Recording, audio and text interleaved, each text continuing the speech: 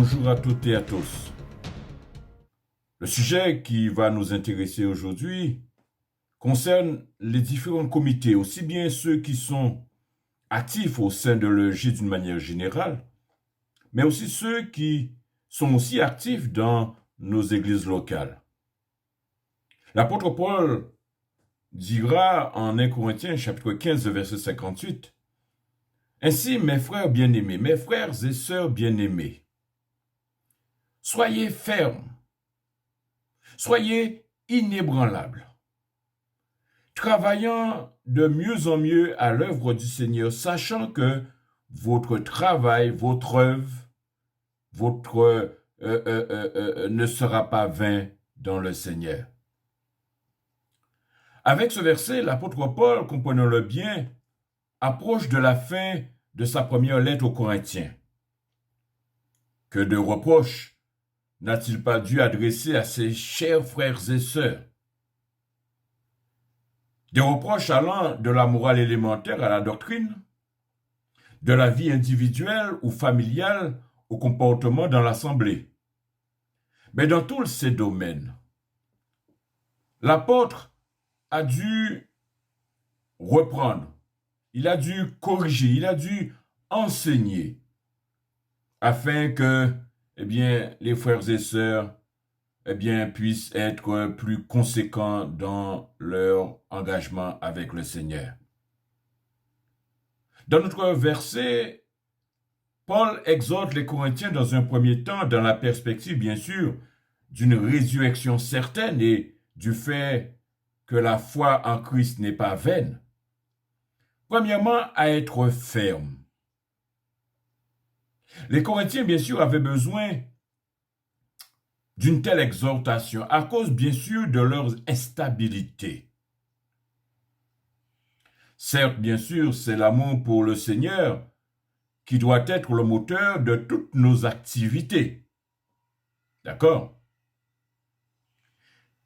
Ce n'est pas, bien sûr, sur notre propre capacité naturelle ou les moyens qui sont à notre disposition sur lesquels nous sommes appelés à nous appuyer pour travailler à l'œuvre du Seigneur. Mais nous sommes appelés à nous appuyer sur le Seigneur lui-même et sur les moyens qu'il met à notre disposition. Aussi bien ceux qui nous sont naturels, mais aussi sur les moyens qu'il met à notre disposition pour ainsi accomplir la mission pour laquelle il nous a appelés. Aussi, Paul adresse à l'Église, dans un premier temps, et à nous aussi aujourd'hui d'ailleurs, à être ferme, à rester attaché non seulement à l'appel qui nous a été adressé, mais aussi à l'œuvre pour laquelle il nous a appelés, à être ferme, à être sincère, à être vrai, à nous appuyer seulement sur les moyens ou sur sa parole qu'il nous a donnée et les moyens qu'il a mis à notre disposition afin de pouvoir accomplir l'œuvre qu'il nous a appelés et que nous sommes appelés à exécuter. Ensuite, il les exhorte à être inébranlables. Nous ne sommes pas appelés seulement à nous attarder sur nos manquements, nos imperfections, sur nos inconséquences, sur nos faiblesses. Mais, comprenons bien, c'est sur le Seigneur que nous sommes appelés à nous appuyer. Ce n'est pas sur nous-mêmes, nous ne sommes pas appelés à regarder à nous-mêmes. Notre vie chrétienne ne peut vraiment se développer que si nous la pratiquons. Si nous remplissons fidèlement et sincèrement la mission pour laquelle nous avons été appelés. L'apôtre dira encore par la suite que nous sommes appelés à abonder, à progresser dans l'œuvre du Seigneur. Paul avait certainement confiance que par le moyen de sa lettre, le Seigneur remettrait dans la bonne voie son église à Corinthe. Mais il n'attend pas qu'il en soit ainsi pour les inviter, pour les exhorter, tels qu'ils sont, et nous avec eux, à être actifs, non pas paresseux, mais être zélés pour le Seigneur, à abonder, à progresser, à porter du fruit. Vous savez, j'aime à dire que c'est ensemble, pasteurs, anciens, diaconesses, responsables de comité, c'est ensemble que nous sommes appelés à avancer ensemble.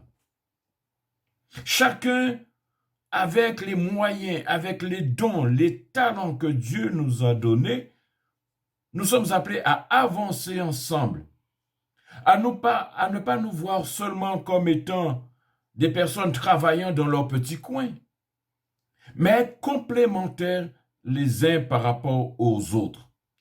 Avoir l'autre comme celui qui est à même d'accomplir quelque part ce qu'il n'est pas capable d'accomplir, mais en faisant en sorte que nous mettons nos moyens, nos capacités ensemble, c'est par ce moyen que nous soyons à même, eh bien ainsi, d'avancer. Vous savez, si Dieu nous a appelés tels que nous sommes, s'il nous a donné des capacités ou des moyens ou des dons différents, ce n'est pas pour que nous puissions travailler chacun dans notre coin, mais c'est afin d'être complémentaires les uns des autres. Malheureusement, Satan voit bien les faiblesses qui sont les nôtres. Et bien souvent, le fait que ce qui est bien souvent apparent, ce sont nos craintes, ce sont nos peurs, ce sont notre manque de zèle, c'est bien sûr notre paresse. Et bien sûr, il utilise tous ces moyens pour nous empêcher de nous lever et de servir le Seigneur. Mais nous avons besoin de regarder premièrement au fait que la perspective de la résurrection est une vérité qui change tout. Elle nourrit notre espoir. Elle est appelée aussi à nourrir notre fermeté. Elle est appelée à nourrir le fait que nous sommes appelés à être inébranlables. Le fait que nous sommes appelés à avancer, à progresser et à porter du fruit. C'est ainsi que nous mettrons en avant, nous mettrons en perspective la réalité de notre foi. Chacun de nous, aussi bien sur le plan de l'Église évangélique de la Guadeloupe d'une manière générale, comme dans la perspective de nos églises locales, nous sommes appelés à avancer, à tenir ferme et à regarder surtout à celui et à celui seul qui nous a appelés à son service et à sa gloire. Aussi, il est important pour nous de comprendre que c'est avec beaucoup de courage et de hardiesse, tout en restant très humble et conscient du besoin de sa grâce, que nous avons besoin, eh bien, d'avancer ensemble. Bien sûr, nous aurons des déceptions. Nous rencontrerons sûrement et certainement des difficultés, des désappointements, par lesquels, sûrement et certainement, nous apprendrons à connaître nos faiblesses. Mais par-dessus tout, voyons dans l'amour et dans la puissance de Dieu le moyen pour nous, eh bien, non seulement de combler nos manques. Voyons dans son amour et dans sa toute-puissance le moyen pour nous d'avancer, le moyen pour nous de surmonter nos faiblesses et ainsi d'accomplir l'œuvre pour laquelle le Seigneur nous a appelés. C'est par la suite que, bien sûr, viendront la récompense que le Seigneur, le juste juge, remettra à tous ceux et à toutes celles qui l'auront servi.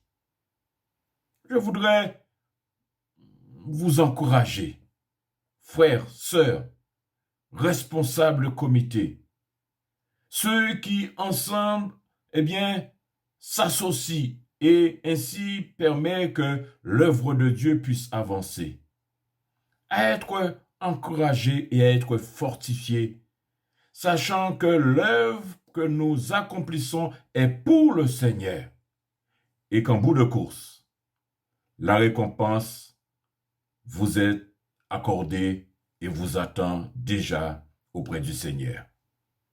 Soyez bénis, bon courage, soyez fermes, soyons inébranlables, travaillons ensemble et nous attendons ainsi l'œuvre et le retour du Seigneur en notre faveur. Soyez bénis.